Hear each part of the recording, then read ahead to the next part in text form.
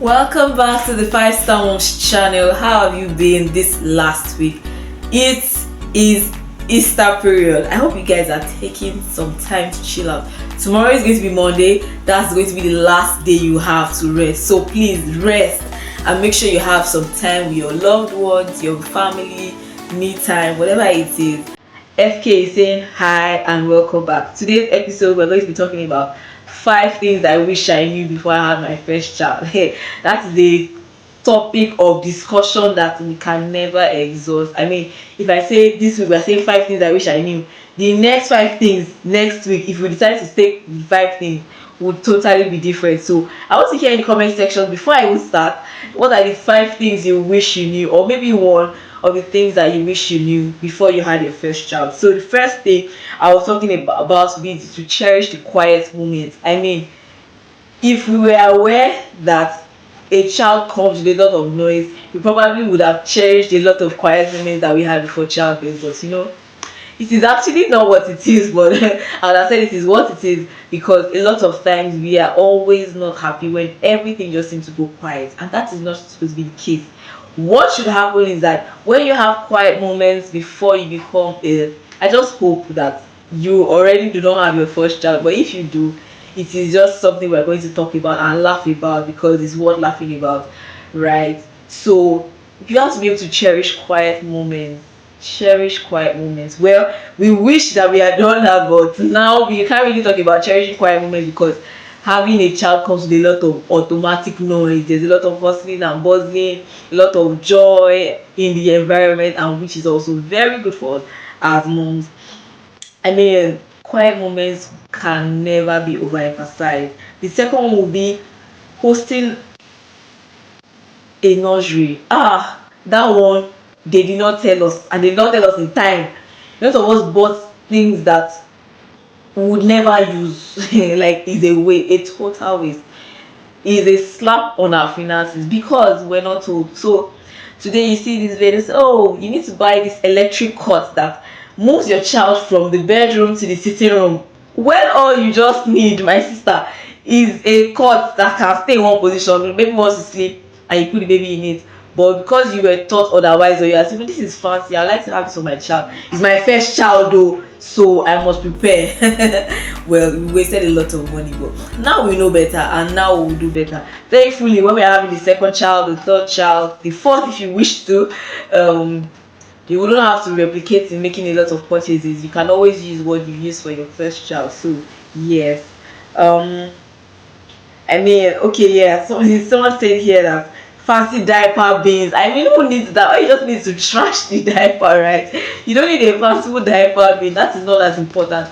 Baby foods, hey, we really have to be careful. So a lot of time, because there are a lot of baby foods on the shelf, you will get introduced to baby things, and until your baby tastes the food and you are certified or satisfied that your baby would like that meal, don't buy in bulk. I repeat, do not buy baby food in bulk. Please draw your ears. What did I say? Do not buy baby food in bulk. It could end in premium tears. Your baby could take banana cereal this week, and next week decide that no, is intolerant to banana. And there's nothing you can do about it. Banana flavored cereal, there's nothing you can do about it. Or you get now that it's just different. We have to be really careful what we give our kids. You can't dictate what your kids going to do. You can't force your kid. If your kid decides that today I'm going to stop taking breast milk, there's really nothing you can do about it. So all you might want to do is force the breast down his throat, but you can't do more than that. So be careful buying things that are unnecessary, things that, toys.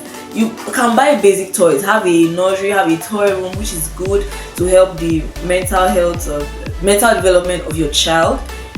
Make sure your child has good IQ at a very early age. Very beautiful. But getting things that are unnecessary, like we spoke about an electric cord moving from the bedroom to the sitting room, you do not need that. Or a CCTV attached to your baby's cot. There are some things that are quite unnecessary. If you have a CCTV in your bedroom, that's enough. If you have a CCTV in your sitting room, that is enough. But you now have a special CCTV attached to that you can attach to the baby's body. My sister, that is overly unnecessary. The third thing is that self-care is very, very crucial. In our last two episodes, we've spoken extensively about self-care. The last episode was talking about 5 essential self-care routines. I believe you still remember the things that we spoke about. I mean, we talked about sleep, we talked about nutrition, exercise. You need to watch that video. I'll link it somewhere in the description, below, above. Just make sure you watch out for that particular video. It's the previous video before this particular one. Go for a walk, take memories, have a journal. That is one major thing that we would always encourage as moms. Learn to journal, learn the art of journaling. You would always need to remember things, take pictures, have a lot of memories, laugh a lot with your child, dance, move this body. You're not meant to be static, you're not a robot. Move this body. The last fourth will be to embrace imperfection.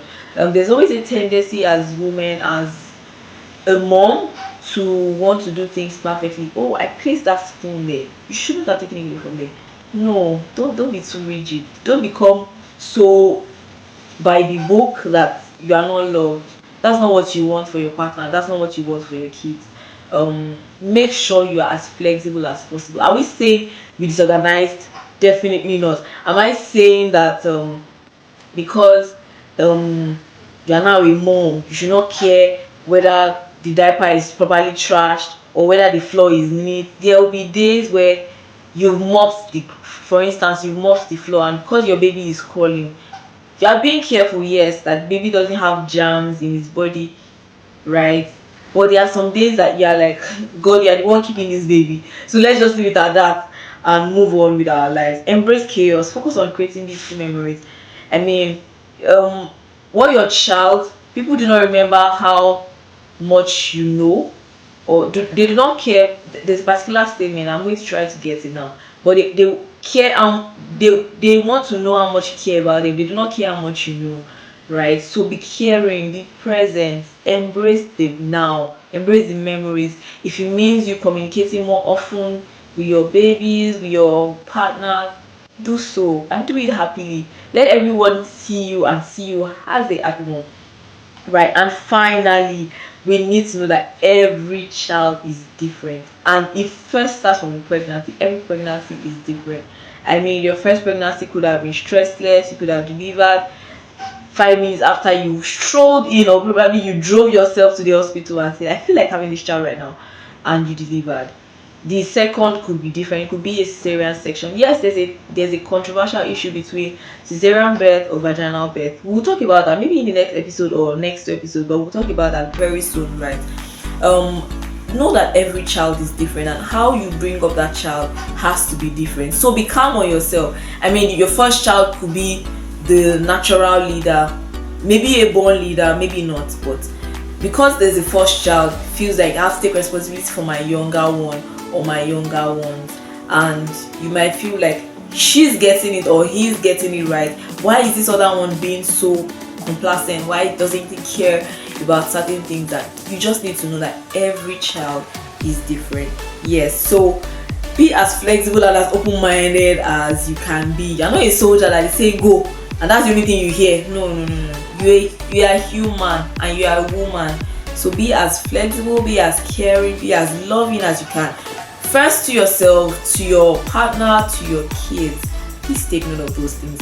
And there you have, these are the 5 things I wish I knew, especially the one of buying unnecessary things. We've all been victims.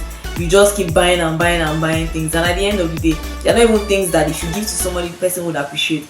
So that's another litmus test you could use for buying things. Make sure that whatever you buy, if you receive it as a gift or you gifted someone as a gift, the person would appreciate it because it is very useful. Thank you so much for joining us on this channel today. See you same time. Same time. See you on Sunday next week. I hope you enjoyed your Good Friday and your Saturday. See you next week Sunday. Bye for now.